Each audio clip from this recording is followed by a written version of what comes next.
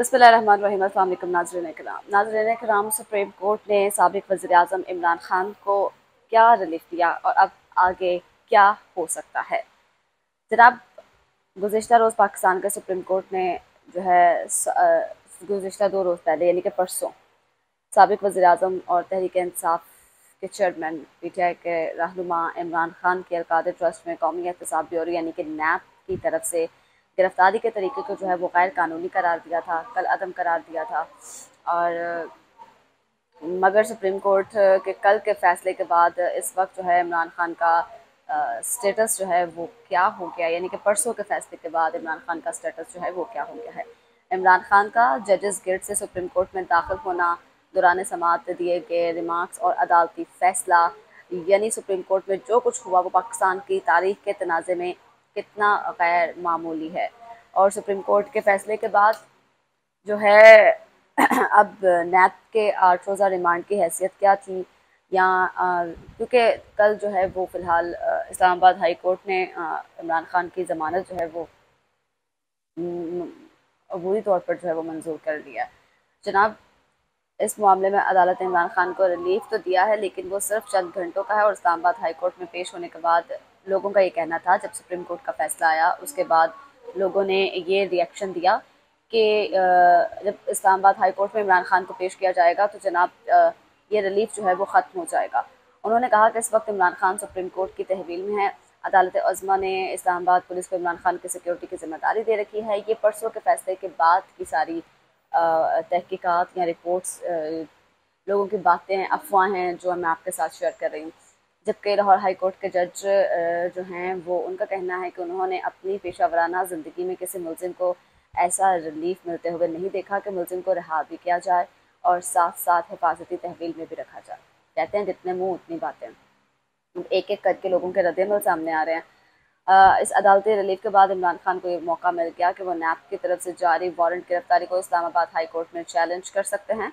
और अमूमी तौर पर इसे मामलात की समाअत हाई कोर्ट का 2 रुकनी बेंच करता है। और ऐसी दरखास्तों पर वही बात हुई कि इस्लामाबाद हाई कोर्ट के जो है वो 2 रुकनी बेंच ने इस केस की समाअत की और उसमें अबूरी ज़मानत मंजूर कर दी गई।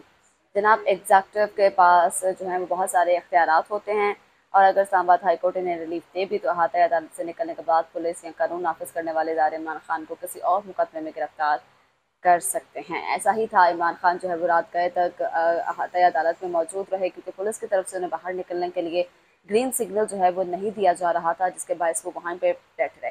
एहतसाब अदालत की तरफ से 8 रोज़ा जिस्मानी रिमांड की कानूनी हैसियत क्या है।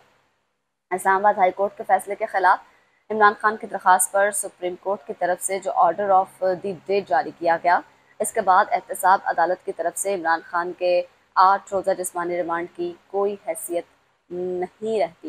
ये परसों सुप्रीम कोर्ट का फैसला आया, उस फैसले की नोयत के हिसाब से जो है वो बातें हो रही हैं। कल कहते हैं कि इस्लामाबाद हाई कोर्ट नैब की तरफ से जारी होने वाले वारंट गिरफ्तारी पर इमरान खान की ज़मानत कबल गिरफ्तारी की दरख्वास्त को मंजूर नहीं करती। अगर कल वो ऐसा नहीं करती तो इस सूरत में इमरान खान को गिरफ्तार करके इन्हें दोबारा जिस्मानी रिमांड के लिए मुतलका अदालत में पेश किया जा सकता था, लेकिन खैर उनकी तो है ज़मानत ही मंजूर हो गई।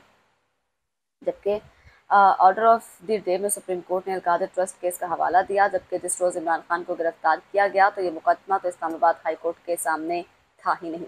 उन्होंने कहा है कि इमरान खान तो इदारों के खिलाफ तौहीन अमेज़ अल्फाज जो हैं इस्तेमाल करने और रुकन कौमी असम्बली मोहसिन शाहनवाज रांझा को कत्ल करने की धमकियाँ देने के मुकदमे में अपनी ज़मानत कबल गिरफ्तारी में तौसीक के लिए पेश हुए थे। ये कहा जा रहा है, ज़राए के मुताबिक ये कहा जा रहा है।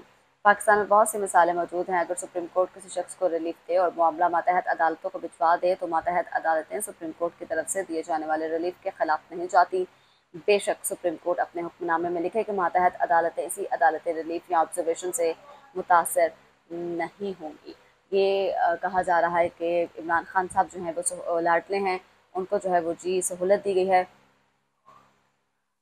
उनको जो है वो सहूलत दी गई है, वो लाडले हैं इसलिए उनको जो है इस तरह के रिलीफ्स दिए जा रहे हैं। इमरान खान साहब को कल जो है वो अबूरी ज़मानत पे रिहाई मिल गई है, रिहाई कह लें, उसको रिहाई ही कहा जा सकता है। लेकिन एक तरफ से इस्लामाबाद हाई कोर्ट ने ये भी कहा कि अगर इमरान खान साहब जो है वो इस्लामाबाद में रहते हैं, यानी कि ये फ़ैसला जो है इस्लामाबाद की हदूद तक ही वो रहेगा, महदूद रहेगा। तो इमरान खान साहब ने पहले तो है बरी गाला जाने का वो किया, फैसला किया, लेकिन उसके बाद जो है वो फिर बिलाखिर लाहौर के लिए रवाना हुए। और अब इमरान खान साहब जो हैं वो जनाब इधर पहुंच चुके हैं, लाहौर पहुंच चुके हैं। जब जो ये समाप्त हुई सुप्रीम कोर्ट की, तो चीफ जस्टिस साहब ने इमरान खान को देखकर कहा कि गुड टू सी यू, आपको देखकर खुशी हुई।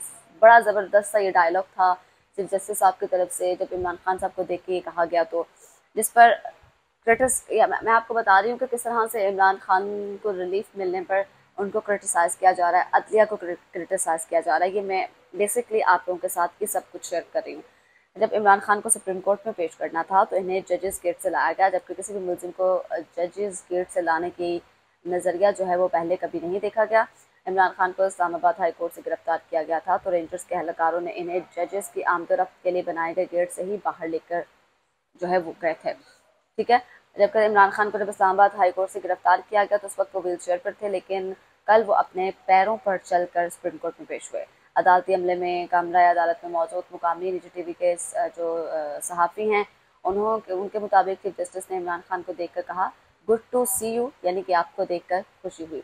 समाप्त के दौरान बेंच में मौजूद जस्टिस मोहम्मद अली मजहर ने 5 से 6 मरतबा इमरान खान को मुखातिब करते हुए कहा कि इनकी गिरफ्तारी के बाद मुल्क में जितने हंगामे और तोड़ फोड़ हुई है उसकी मजम्मत करें, और यही मुतालबा बेंच के दूसरे रुकन जज अतहर मैनुल्लाह ने भी किया। चीफ जस्टिस ने भी इमरान खान को मुखातिब करते हुए कहा हमारी ये ख्वाहिश है कि आप इसकी मजम्मत करें, जिस पर इमरान खान ने मजम्मत करने की बजाय कहा कि वो तो हिरासत में थे, उन्हें तो मालूम ही नहीं था कि मुल्क में हो क्या रहा है। जिस कमरे में इन्हें रखा गया था वहाँ तो कोई टीवी भी नहीं लगा हुआ था जिससे वो अपडेट रहते।